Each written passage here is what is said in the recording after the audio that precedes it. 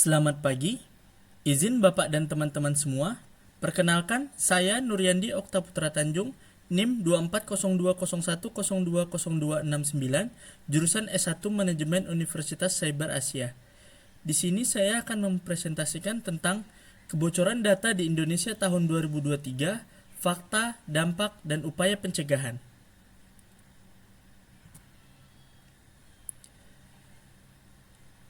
Statistik insiden kebocoran data tahun 2023, total insiden 103 dugaan insiden, sektor terdampak 69%, 71 insiden di sektor pemerintahan.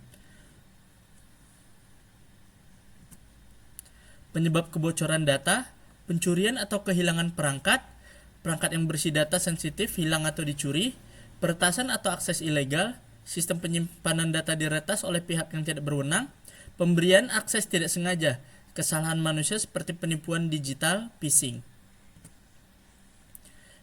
Dampak sektor administrasi pemerintahan, kerentanan, dikarenakan sektor administrasi pemerintahan mengelola data sensitif seperti identitas pribadi, informasi keuangan, dan data negara.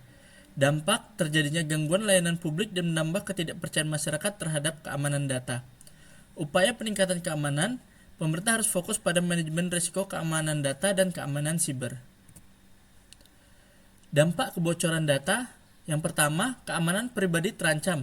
Data pribadi bisa disalahgunakan oleh pihak tidak bertanggung jawab. Yang kedua, kerugian finansial, pencurian identitas dan penipuan yang disebabkan oleh kebocoran data. Yang ketiga, kerusakan reputasi, kementerian yang terlibat dalam kebocoran data dapat kehilangan kepercayaan publik dan klien. Yang keempat, dampak sosial dan politik. Kebocoran data sensitif negara dapat menimbulkan kerugian nasional dan geopolitik. Langkah pencegahan kebocoran data dari sisi pemerintah. Yang pertama, ada kebijakan kata sandi. Di era digital saat ini, keamanan kata sandi menjadi hal yang sangat penting, mengingat para pelaku kejahatan siber menggunakan berbagai metode seperti phishing, malware, dan serangan brute force untuk mendapatkan akses ilegal ke akun pengguna. Oleh karena itu, penting untuk menerapkan praktik terbaik dalam pengelolaan kata sandi seperti menggunakan kombinasi huruf, baik kapital maupun kecil, angka, dan simbol khusus untuk menciptakan kata sandi yang kompleks. Selain itu, dianjurkan untuk secara rutin mengubah kata sandi dan menghindari penggunaan kata sandi yang sama pada beberapa platform dan aplikasi. Yang kedua, edukasi pengguna. Pelatihan kesadaran keamanan penting untuk mengedukasi pegawai tentang tata cara menjaga kerahasiaan informasi yang mereka kelola. Pegawai diajarkan langkah-langkah untuk melindungi data dari kebocoran dan mencegah akses tidak sah. Selain itu, mereka diberi pemahaman tentang risiko yang timbul akibat kelalaian atau kesalahan dalam pengelolaan data. Dengan pelatihan ini, pegawai lebih siap menghadapi ancaman siber dan menjaga agar data tetap aman. Penggunaan Virtual Private Network atau VPN memungkinkan transmisi data yang aman melalui jaringan publik seperti internet dengan membuat terowongan enskripsi antara perangkat pengguna dan jaringan. Yang ketiga, penguatan sistem keamanan.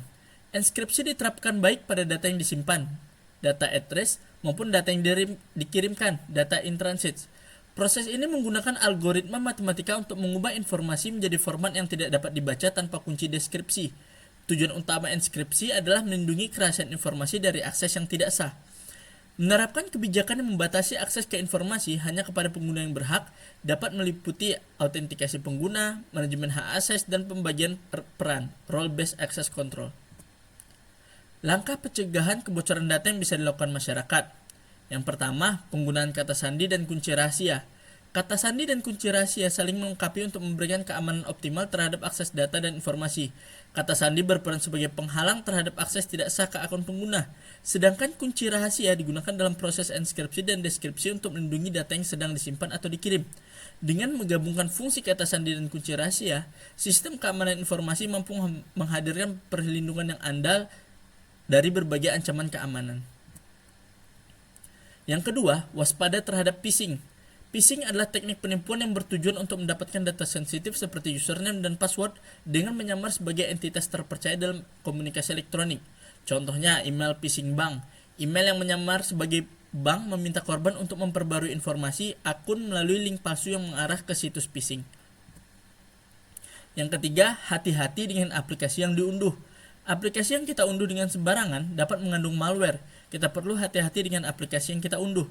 Malware adalah perangkat lunak jahat yang dirancang untuk merusak atau mendapatkan akses tidak sah ke sistem termasuk virus, worm, trojan, dan ransomware. Contoh, WannaCry ransomware, serangan ransomware global pada tahun 2017 yang menginskripsi file pada sistem terinfeksi dan meminta tebusan untuk deskripsi. Sekian presentasi dari saya. Terima kasih atas waktunya. Selamat pagi.